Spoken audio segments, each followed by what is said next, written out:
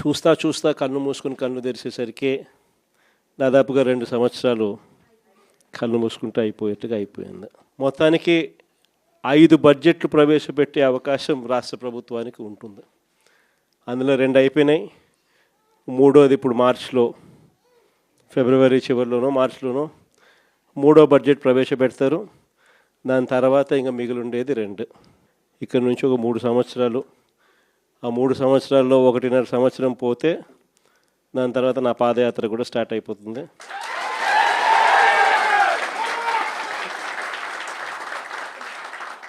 దాని తర్వాత మరో 1.5 సంవత్సరం నేను కూడా ప్రజలతోనే రోడ్ల మీదే ప్రజల్లోనే మమేకమవుతూ ఆ ప్రయాణం కొనసాగుతుంది. ఇది మరీ ముఖ్యంగా ఎందుకు చెప్పాల్సి వస్తూ ఉంది అంటే, ఈరోజు పరిపాలన చాలా అంటే చాలా అన్యాయంగా జరుగుతూ ఉంది. రెడ్ బుక్ రాజ్యాంగంతో ఎక్కడా కూడా ఎవరినైనా కూడా ఏమంటే అది నేను చేసేయచ్చు అని ఖండకావరంతో ఈరోజు పరిపాలన సాగిస్తూ ఉన్నారు. పాలనంతా కూడా అబద్ధాలు, మోసాలు. ఆ అబద్ధాలు ఆడుతున్నావయ్యా, మోసం ఎందుకు చేస్తున్నావయ్యా అని చెప్పి గట్టిగా నిలదీస్తే రివర్స్ ఉల్టా కేసులు పెడతా ఉన్నారు. పోలీసులను పంపిస్తూ ఉన్నారు. పోలీసు వ్యవస్థ ఎప్పుడు చూడని విధంగా దుర్వినియోగం అయిపోయిన పరిస్థితులు మొట్టమొదటిసారిగా చూస్తూ ఉన్నాం. ఇవన్నీ కూడా ఈరోజు మనకు కనిపిస్తూ ఉన్నాయి.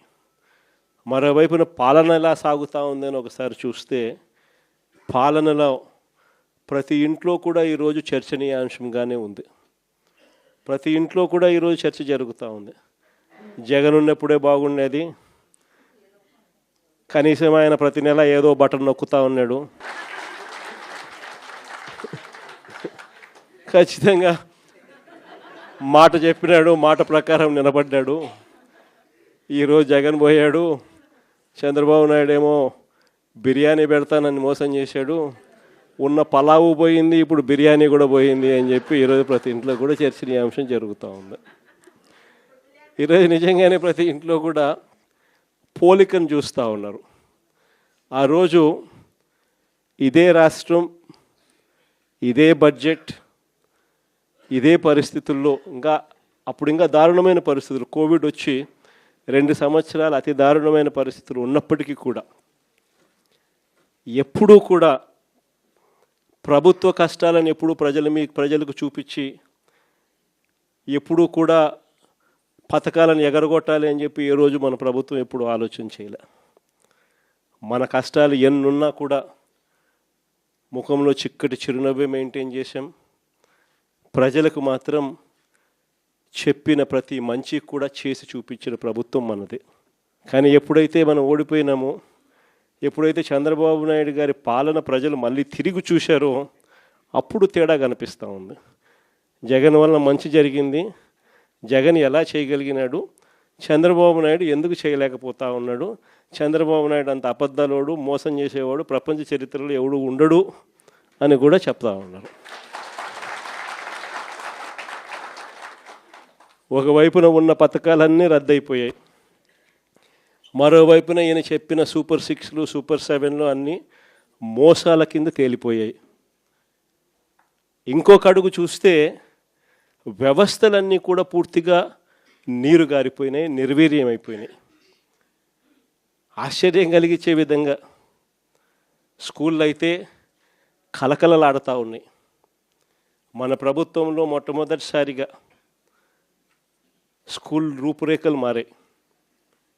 దశాబ్దాలుగా ఎవడు కూడా పట్టించుకునే పరిస్థితి నుంచి స్కూళ్ళ రూపురేఖలు మారి ప్రైవేట్ వాళ్ళు కూడా గవర్నమెంట్ స్కూళ్ళతో పోటీ పడే పరిస్థితి ఎప్పుడు వచ్చింది అని అంటే అది కేవలం మన 5 సంవత్సరాల పరిపాలనలో మాత్రమే జరిగింది. గవర్నమెంట్ స్కూళ్ళల్లో పిల్లల్ని చేర్పించాలంటే ఎమ్మెల్యే చేత రికమెండేషన్ తీసుకొని పోయి, లెటర్లు తీసుకొని పోయి చేర్పించే పరిస్థితి నుంచి ఈరోజు గవర్నమెంట్ స్కూళ్ళల్లో ఏకంగా దాదాపుగా 9 లక్షల మంది పిల్లలు గవర్నమెంట్ స్కూళ్ళు మానేసిన పరిస్థితి ఈరోజు రాష్ట్రంలో కనిపిస్తూ ఉంది. స్కూళ్ళు నాశనం అయిపోయాయి. పెద్ద చదువులు చదువుతూ ఉన్న పిల్లలు ఫీజు రీయింబర్స్మెంట్ లేక 8 క్వార్టర్స్, జనవరి, ఫిబ్రవరి, మార్చికి సంబంధించిన క్వార్టర్ మామూలుగా ఏప్రిల్లో వెరిఫై చేసి మేలో ఫీజు రీయింబర్స్మెంట్ ఇచ్చేసేయాలి. ఒక క్వార్టర్ అయిపోతూనే, ఒక త్రైమాసికం అయిపోతూనే ఆ త్రైమాసికానికి సంబంధించి మన ప్రభుత్వ హయాంలో నెక్స్ట్ త్రైమాసికంలో పాత త్రైమాసికానికి సంబంధించిన డబ్బులు ఆ తల్లుల ఖాతాల్లోకి డబ్బులు పడేటివి వెరిఫికేషన్ కంప్లీట్ చేసుకుని. జనవరి, ఫిబ్రవరి, మార్చికి సంబంధించిన త్రైమాసికం ఆ క్వార్టర్ నుంచి ఎలక్షన్ కోడ్ మార్చి 16వ తారీఖు ఎలక్షన్ కోడ్ వచ్చింది, అక్కడ ఆగిపోయింది. అంతే, అక్కడ నుంచి ఈ నిన్న డిసెంబర్కు ఏకంగా 8 క్వార్టర్స్.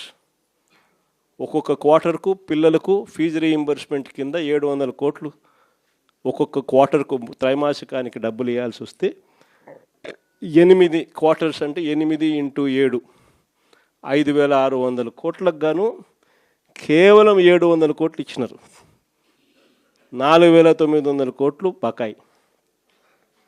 వసతి దీవెన కింద ప్రతి జనవరిలో 1,100 కోట్లు పిల్లలకు బోర్డింగ్ అండ్ లాడ్జింగ్ ఖర్చుల కోసం, ఇంజనీరింగ్ చదివే పిల్లలకు, ఇటువంటి చదువులకు, డిగ్రీ చదివే పిల్లలకు ప్రతి సంవత్సరం, ఇంజనీరింగ్ చదివే పిల్లలకైతే 20,000, పాలిటెక్నిక్ చదివే పిల్లలకు 15,000, ఐటీఐ చదివే పిల్లలకు 10,000, ఇలా ప్రతి సంవత్సరం కూడా క్రమం తప్పకుండా ఏప్రిల్ మాసంలో ప్రతి సంవత్సరంలో 1,100 కోట్లు మన ప్రభుత్వం జమ చేసేది.